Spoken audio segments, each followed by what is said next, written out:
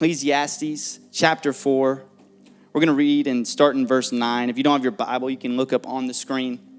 It says this: 2 people are better off than one, for they can help each other succeed. If one person falls, the other can reach out and help. But someone who falls alone is in real trouble. Likewise, 2 people lying close together can keep each other warm. But how can one be warm alone? A person standing alone can be attacked and defeated, but 2 can stand back to back and conquer. 3 are even better, for a triple braided cord is not easily broken. Today, I just want to continue this God Dream collection of talks, and I just want to talk briefly for the next few moments around the idea of dream team. Dream team. Say dream team. Sounds good. Sounds good. Hey, let's pray together right now. Ask God to be with us in this service. Lord, thank you for an incredible day. Thank you for each and every individual right here in the 11 a.m. service, in the auditorium, in the additional seating. God, right now we pray that you'll speak to us. Let your word speak to our hearts. Open up our eyes, open up our ears to what you would have to say. We love you. We give you all the praise and all the glory. And everybody in the 11 a.m. said, amen. Come on, one more time. Can we give Jesus a huge round of applause? Quickly, a little bit about me. I was raised in Shreveport, Louisiana. It's where I met my wife. We've been married for about 2.5 years. And I often hear her telling other people that I'm the best thing that ever happened to her. No, I'm kidding. She is the very best thing that ever happened to me. I love her a whole lot. But I've been in Miami for about 1.5 years. But growing up in Shreveport, I was the last of 7 siblings. Any babies of the family? It's the best spot. Of course, it's the best spot. We're spoiled. We get whatever we want. Our parents still get us whatever we want, you know. I'm almost grown, not quite, and my dad still, gives me the most money when he comes in town. Thank you, Dad. But growing up the last of 7 siblings in the South, our family loves sports. We love sports. So that's why I'm excited to be preaching on Super Bowl Sunday. It's a huge day for my family. It's a huge day for you. And again, we're interceding for our Dolphins today, right? We're believing for next year. I see a Patriots hat back there. Okay, can we boo this person? No, I'm kidding. We love you. We love you. Tom Brady. Growing up, I loved watching sports, but I definitely love playing sports, which makes it even more unfortunate that I'm all of 5'6". But all heart, grit. No, I loved playing sports, whatever it was. Football, I'm talking about American football, baseball. I tried to play basketball, keyword try, but anything there was. And now that I'm out of college, working, it's kind of been difficult. It's tough to just get a game between grown men who have jobs together. You don't really get to play sports as much anymore. And I was just reminiscing, when was the very best time to play sports? When was the most fun for me? And I was just thinking about playing on the playground, okay? Just in elementary school, spending it on the playground, because the playground is where I spent most of my days, chilling out, maxing, relaxing, all cool, shooting some b-ball outside of, I'll stop. Dakota, stop. But at this time in recess, it's funny because it's not a league, so everybody kind of comes out and they're standing around. They're like, what game are we going to play? One person usually that just actually brought a ball for some type of sport. We're like, oh, Jimmy has a football. We'll play football. So then there's that kid who now has to create the lines. There's no lines at the playground. You have to create them for yourself. You got to have an imagination. So there's that one kid who's really good at it. He's like, all right, we're going to go from this pine cone to that tree. We're going to, the fire hydrant, that's out. Okay, if you touch the Chevy truck in the back, you're automatically disqualified from the game. That kid does a good job, He gets people to take off their shoes for pylons. He does the whole thing, makes it happen. But then it's time. Some of you know where I'm going with this. It's time to pick the teams. Oh, God, don't cry. You made it. Always an honor to be picked first. Other than that, you just don't want to be picked last. Who really cares other than that, right? But, it's not just the people in the group that's getting picked that have the pressure. It's also the team captains. The team captains have some pressure. Why? Because they're trying to pick the right people on their team so that they can win the game. They want the speedster. They want the tall guy. They want the guy who can cover. Maybe you didn't know this, but in professional sports, there are people that are paid millions of dollars, what a job, to be that team captain. They're called general managers.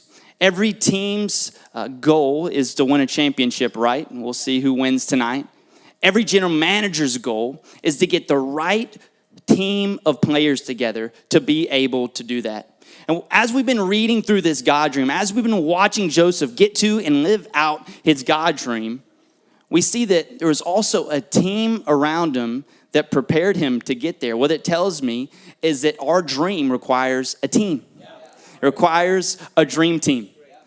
And some news for you is that you are actually the general manager of your own life. You get to pick the people that are on your team to help you achieve the God dream that God has placed on the inside of you. Come on.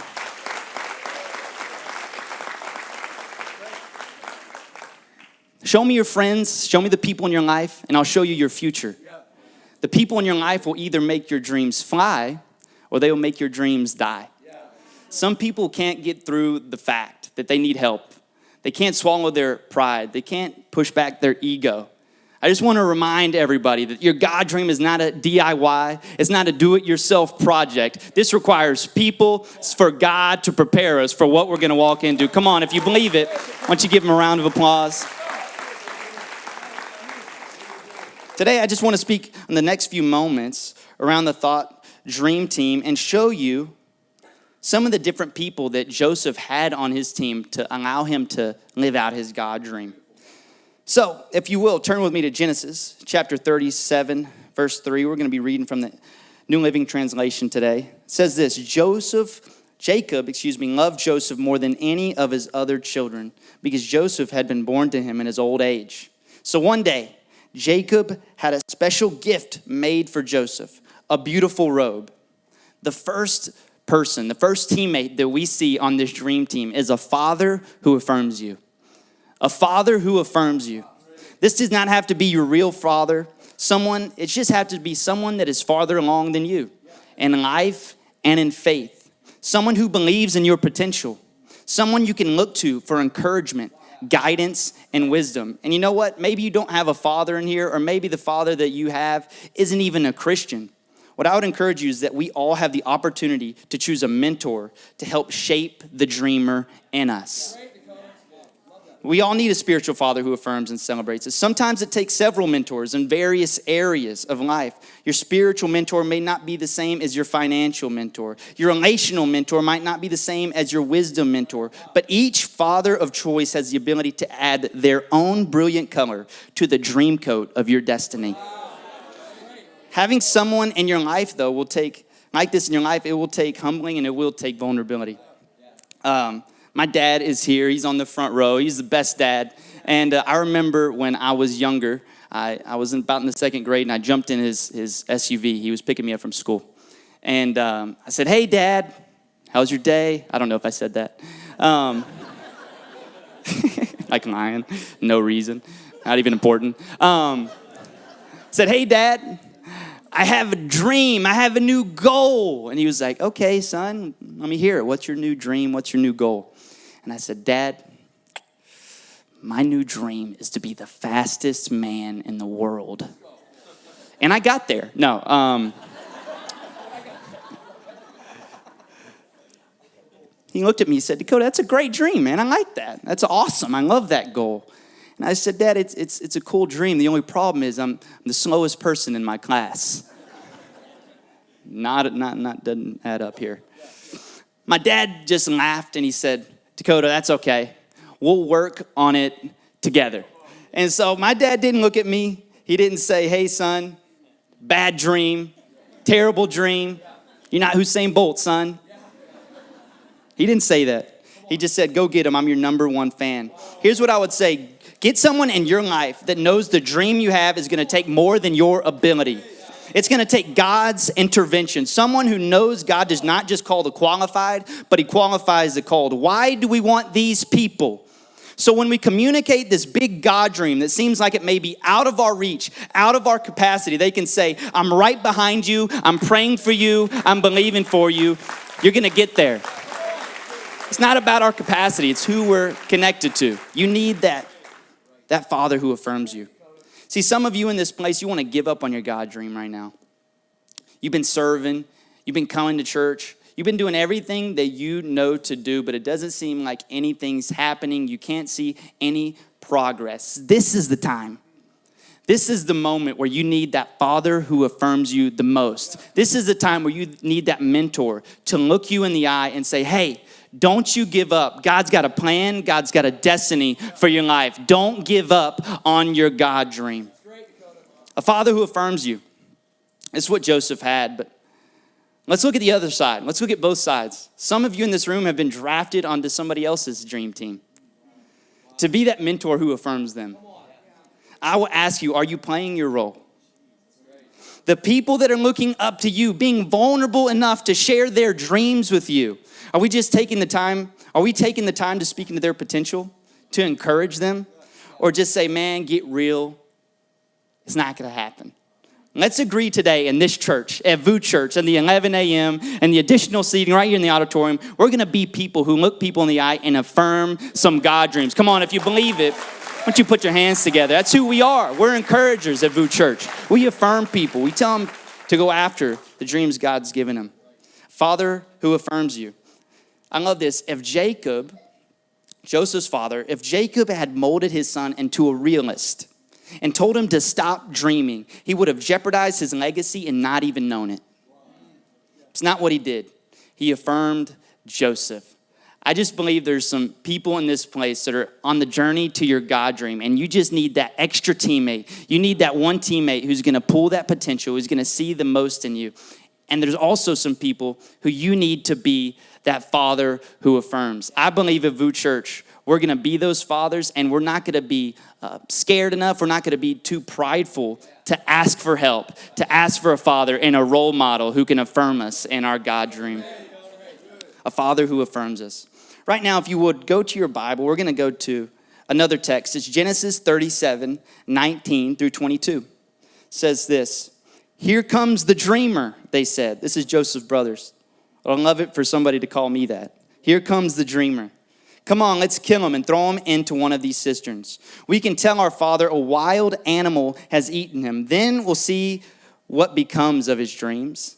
But when Reuben heard of their scheme, he came to Joseph's rescue. "Let's not kill him," he said. "Why would we shed any blood? Let's just throw him into this empty cistern here in the wilderness. Then he'll die without us laying a hand on him." Reuben was secretly planning to rescue Joseph and return him to his father. You got to love that, brother. The first teammate is a father who affirms you. Write this down. The second teammate that you need on your dream team is a brother who saves you. A brother who saves you. Someone who looks out for you.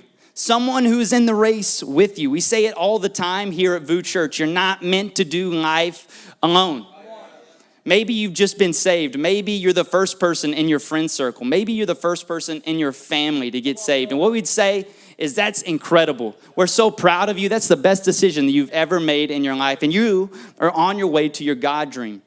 But the best way to stay on track to your God dream is to get some people alongside of you that are walking the same direction. To get some people that do life with you. A brother who saves you. That's what all of us need on our journey to this God dream. Let's look at the text that we started with. Ecclesiastes 4, 9 through 12. This is such a great picture of what a brother who saves you looks like. Two people are better off than one, for they can help each other succeed. And if one person falls, the other can reach out and help. But someone who falls alone, we don't walk alone at VOUS Church, is in real trouble. Likewise, two people lying close together can keep each other warm. How can one be warm alone? A person standing alone can be attacked and defeated, but two can stand back to back and conquer. Three are even better, for a triple braided cord is not easily broken. Our church has the best people on the planet. Would you agree? Yeah. Best, very, very best people. There's people that come up here, they give their time, they give what they're really good at in life, they give their talent, they give their treasure to make VOUS Church happen. And so many of them, we call them the servant leaders of VOUS Church. Come on, one more time. Can we give a round of applause to all the servant leaders? Servant leaders. Just recently, I was having breakfast with two leaders in our community. And these guys are plugged in. They're leaders of their team, and they're just awesome individuals who really make VOUS Church what it is. And I was at breakfast with these guys. I was at Enriqueta's. That's good? It was on 29th and Northeast 2nd Ave. Nick Del Vento's like, never say that again. If you didn't know Enriqueta's, just shout out to them. They have eggs, bacon, cafe con leche, orange juice for $6.50. Balling on a budget. Hello. Gotta love it. Man, I love that place. We were there, we were hanging out, just chatting, talking about how good the food is and what better the price is. And so stupid. And I was like, hey, how you doing, man? How's life?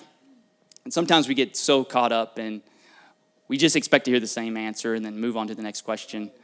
We expect to hear, hey, I'm good, great, looking forward to next week, something positive. But on this breakfast that we were at, he just looked at me and he said, hey, man, I'm not doing very good. And he said, this last week has been hell for me, man. He said, my mom's been going through some things, and I've never seen her walk through anything like this. As a family, we've never walked through anything like this. He said, I'm a mama's boy, man. I love my mom so much. She means the world to me. And right now, I'm having to make some difficult decisions, and my family's depending on me in this situation. And I just looked at him, and I was reminded, man, we're real people in this church with real problems. No one's got to put a mask on when they come to VOUS Church. We can be real with one another. But I asked him, I said, man, why didn't you tell me this sooner? I wanted to walk with you through this. Have you told anybody else about this? And he said, yes, man. Yes, I have. I've been talking to people all week long. This guy that I serve with, he's been saying, hey, are you okay? How you doing? I'm praying for you. It's the other person that's on team. He's saying, hey, man, how's your mom? I'm just checking on her. I've been praying for her all week. He said his team leads have been reaching out to him all week long, going, hey, are you okay? We're here. Whatever you need. That's having some brothers that are going to save you and walk with you through the valley. That's what we need on our God dream. We need a brother who's going to reach down in the tough times and it's going to pull us out, not let us fall, not let us be discouraged. So I was there, and I was thinking about how important it is that we have a brother who saves us. These are the brothers and sisters that we want to have in our life. You're serving. You're keeping your eye on the God dream that he's placed on the inside of you. But then out of nowhere, something like this happens. But let me tell you something. It's a lot harder to hear the enemy in your ear saying, hey, give up. It's not worth it. You should stop going to church, man. This community, you got more important things to do. You're giving too much time to it, man. Look where it's got you. It's got you nowhere. But when you have a group of brothers, when you have a group of sisters that are speaking in the other ear, going, hey, God is for you. Who can be against you? Listen to his promises. Stay the course. He's going to pull you through. Come on, if you believe you need a brother who saves you on the God dream, so give him a round of applause. But let me ask you a question that I had to ask myself when I came out of that breakfast. What kind of brother or sister are you? Are we saying we're saying that this is the type of member that we want on our team, but the people that have drafted us as friends, the people that we do life with, when they need us the most, are we there? Are we reminding them of their faith? I know I came out of that meeting and I said, those are the members that I want on the team. But that's also the member that I want to be on everybody else's team. And our investment in others is so important.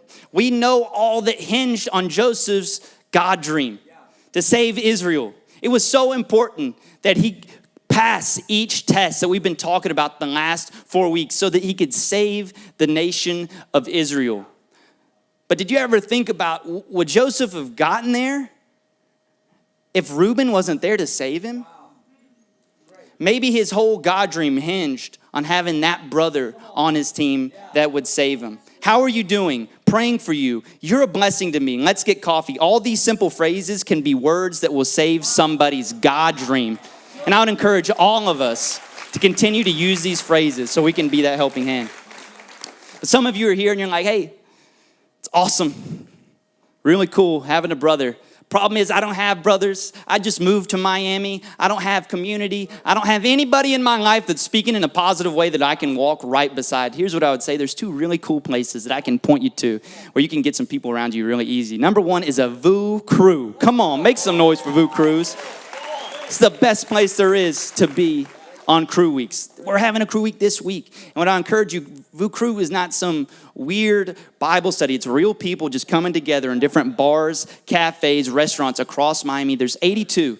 And there's people that are in the same exact situation. The enemy wants to tell you, you're the only one going through that, but you're not. And the second that you get in the crew and start walking beside somebody, you can see, oh, they're having trouble with their God dream too. I'm not alone in this. I have some brothers, I have some sisters that are going to walk with me on the way to my God dream. And the second is serving on a team. Serving on a team. There's 26 different Sunday teams here at VOUS Church.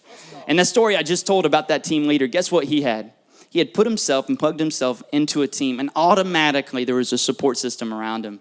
There was people in every angle asking him how he's doing. If you're looking for brothers, if you're looking for community, for someone to save you, I would encourage you, find those two things. How many of you agree that we need a brother who saves us on our God dream? One more time. Come on. Let's go back to the text and look at the next team member, Genesis 39. We'll start in verse 1. When Joseph was taken to Egypt by the Ishmaelite traders, he was purchased by Potiphar, an Egyptian officer. Potiphar was the captain of the guard for Pharaoh, the king of Egypt. The Lord was with Joseph, so he succeeded in everything he did as he served in the home of his Egyptian master. Potiphar noticed this and realized that the Lord was with Joseph, giving him success in everything he did. And this pleased Potiphar. So soon, he made Joseph his personal attendant. He put him in charge of his entire household and everything he owned. The first is a father who affirms you. The second, a brother who saves you. And third, member of your dream team, is a Potiphar who prepares you. A Potiphar who prepares you. Joseph was headed to the palace from the moment that he was thrown into the pit. From the moment that Joseph was thrown into the pit, he was destined to be in Pharaoh's court so he could save the nation of Israel. But there's huge problems here. Joseph is a shepherd. He knows nothing of Pharaoh's courts. This man lives in tents. He knows nothing of the palace. He knows nothing of the rich and famous and powerful of Egypt. He doesn't know the culture. He doesn't know the protocol. He doesn't know how to handle inventory, sales. He doesn't know any of it. He knows the sheep, though, really well. He knows them by name and takes care of them. And not that that's insignificant. But he just doesn't know this culture. And so what does God do? He has the perfect team member waiting in the wings. Joseph gets thrown into a pit, and though he's destined for this palace, he's destined for Pharaoh's court, he needed to learn some things. So along comes Potiphar. Potiphar was the captain of the guard for Pharaoh himself. Who better to train Joseph? Who better to teach him? Who better to teach Joseph to come in and start making money moves? You know what I'm talking about? So dumb. But he taught him. That's what he did. He was Potiphar's personal attendant, and then he was made full manager of everything that Potiphar had. He had to know the culture. He had to know the protocol because he was running his whole house. He had a Potiphar who prepared him. But Joseph didn't even pick Potiphar to be on his team. He was just put in the way of Potiphar. He didn't even pick him. Joseph was bought off the slave block by Potiphar. And some of you are being prepared by Potiphar that you don't even know it yet. But God is preparing you for the next season of your life. I remember this kind of happened to me in my life. I don't know about you, but I'm not necessarily a math person. You know, math is not my strong suit. It's not. And in high school, you know, I felt like I got the basics down okay. You know, 3 plus 3 is 6. 4 plus 4 is 8. I got it okay. But then I got to college and I started to study business. And there was some serious spiritual warfare in my life.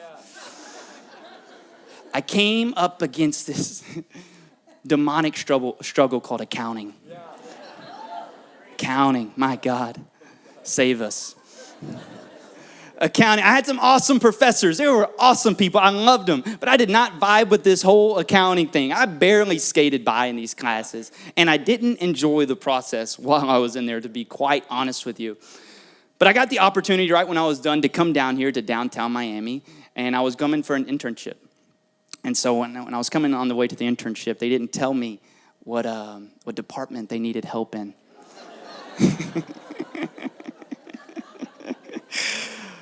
And I got there, and they're like, hey, Dakota, we're so glad you're here. Here's a Cuban coffee. I'm like, this is awesome.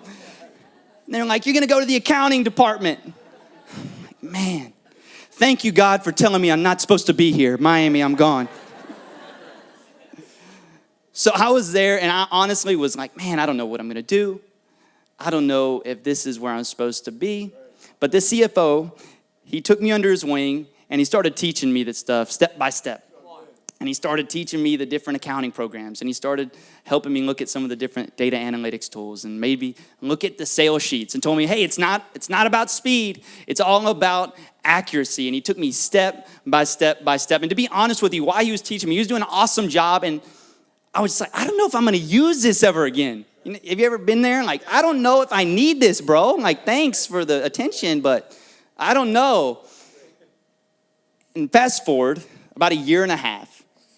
I'm working a new job, but God is so funny because I'm not running reports on sales anymore. I'm helping run reports on servant leaders now. And I'm not looking at engagement anymore. I'm looking at load in and load out and how we can make it better. God is preparing you. Maybe you don't know it for whatever season you're walking into, whether you pick the Potiphar or not. If you believe that he's preparing you right now, come on, can we give the Lord a shout of praise all over this place? He's preparing us for our next. He's preparing us for our palace, for our God dream. Maybe we don't see it, but that's what he's doing. Joseph came in every day, in whatever space he was in, engaged in giving his best. Potiphar's house, the prison. With Pharaoh, he was accountable and teachable. This chapter doesn't end well.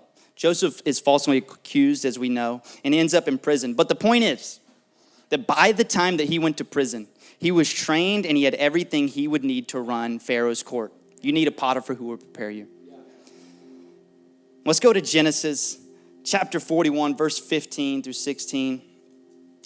It says this, then Pharaoh said to Joseph, I had a dream last night, and no one here can tell me what it means. But I have heard that when you hear about a dream, you can interpret it. It's beyond my power to do this, Jesus replied, but God can and set you at ease. Joseph interprets Pharaoh's dream at this point. Tells him exactly what they mean. And then Pharaoh responds with this in verse 37.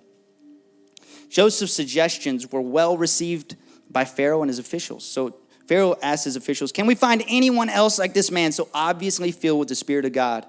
Then Pharaoh said to Joseph, since God has revealed the meaning of the dreams to you, clearly no one else is as intelligent or wise as you are. You will be in charge of my court, and all my people will take orders from you. Only I, sitting on the throne, will have higher rank than yours. The first teammate, a father who affirms you. Second, a brother who saves you. Third, a Potiphar who prepares you. And lastly, a Pharaoh with a famine. A Pharaoh with a famine. Joseph interprets Pharaoh's dreams. It was Joseph who did it. But Pharaoh doesn't just say, Joseph, you're the best man I've ever seen. You're promoted. What does he say? He says, because you are so obviously filled with the Spirit of God. Just another reminder, our God dream is not about us. It's not about you. It's for other people to see God through you. If it's about you, it's probably not a God dream. Here, Joseph is finally walking out the God dream, and Pharaoh himself is giving credit to God and wanting to find more people like him. Isn't that the type of people we want to be? We walk into a new business. After a week, they go, man, something's different about you. We need to find some more people like you. Pharaoh had a problem and was looking for someone to solve it. No one in his camp could, but we know that problems are platforms for God to show off. What I believe is so many of our problems and so many of our God dreams, revolve around solving problems.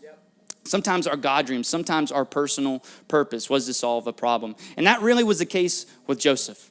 His God dream was to was to save the nation of Israel. It wasn't just to save his brothers. I know we see in the text that Joseph's brothers were the ones that came to Egypt, and they're getting the grain and they're getting the food. But it wasn't just them that are saved. You know that Israel, it was made up of 12 tribes. And do you know who the 12 tribes were named after? They were named after the same brothers who threw Joseph into that pit. Joseph's God dream was not just to save his family, it was to save the nation of Israel. That was his personal purpose. But in the text, let's find Jesus. That's always why we're here. In whatever we read and whatever we're speaking about, we want to find Jesus. What was Jesus's God dream? Why did he come? Why was he even needed? What problem, like Joseph, did he help solve? When God created the world, Adam and Eve were in the Garden of Eden. And then there was the fall of man, and sin entered the world. That's what separates us from God. Problem, famine. There it is. So now Jesus, God made flesh, is born of a virgin into the earth. He lives a perfect, spotless, sinless life. And he has the task of dying on the cross to save you and me. That was his God dream. Not something that was easy to do, not something that necessarily wanted to do. He said, God, if you can, let this cup pass from me. But he said, not my will, but yours. And so Jesus went on the cross and he died, and nails went through his hands and through his feet. He went into a tomb. But 3 days later, how many of you know his God dream came to full fruition? And because of his God dream, because he walked it, now me and you can have a God dream and we can walk it. That was his personal purpose. That was his God dream. But what's interesting is you find consistency in between Joseph's God dream and Jesus' God dream, because on their way to their personal purpose, on their way to fulfilling their God dream, they also both followed this collective calling. On their way to the God dream, they didn't just focus only on that dream. There were certain things that both of them did. What do we see with Joseph's journey? In the prison he was serving, he was checking on the inmates. He was praying for them. He was interpreting dreams. What do we see on Jesus' journey? For the greatest God dream that has ever existed, what do we see on his journey? What is he doing on the way, those 33 years to that point? He's meeting with the outcast. He's being a friend of sinners. He's washing feet. He's playing with the little children. He has time for everybody, it seems, and he has time to serve. What's our collective calling? It's to serve. Our collective calling is to serve. And I implore you, on your way to your God dream, on your way to your personal purpose, do not forget our collective calling is to serve. That's our collective calling. Matthew 20:26-28 says this. Jesus says this himself. Whoever wants to be a leader among you must be your servant. And whoever wants to be first among you must become your slave. For even the Son of Man came not to be served, watch this, but to serve others and give his life as a ransom for many. If you're too big to serve, you're too small to lead. Want to go higher, you have to go lower. You're on your way to your God dream. Get people around you that are going to help you get there. But what we see on this team, it is so important, is that the team does not just contribute to the building of the dream, but they also contribute to the building of the dreamer. What we see in this story is that Joseph's dream team really built him. But Joseph also brought a certain attitude and purpose and engagement to every team member that he had. I would see the consistency that he would be teachable and accountable. And what we know is in the story following it, when you're those things, when you're teachable and you're accountable, you're promotable. Promotable. Did you know that in the U.S. Army, there's actually a status called promotable? It's not a rank, it's a status. And so maybe it's Captain Nick, promotable, or Sergeant Oliver, promotable, because they get the privilege of writing the P behind their name to represent that that's what their status is. Rank, status. But maybe God is more concerned with our status than he is our rank. Maybe God is more concerned about Are we promotable? Can he use us in a new way than even where we are today? And some of you keep looking at where you are today and you keep measuring it to your God dream, but that's not what he's looking at. He's looking at your status. Are you promotable? And I hope that when God looks down at VOUS Church, he sees the different teams, but he sees the same status. Worship, promotable. Connect Corner, promotable. Stage team, promotable. Host team, promotable. Rejected, promotable. Isolated, promotable. Tempted, promotable. In the good times, promotable. In the bad times, promotable. He wants to build a dream team around you. Are you going to let him? Come on, will you lift your hands all over this place? Let's sing it out. Come on.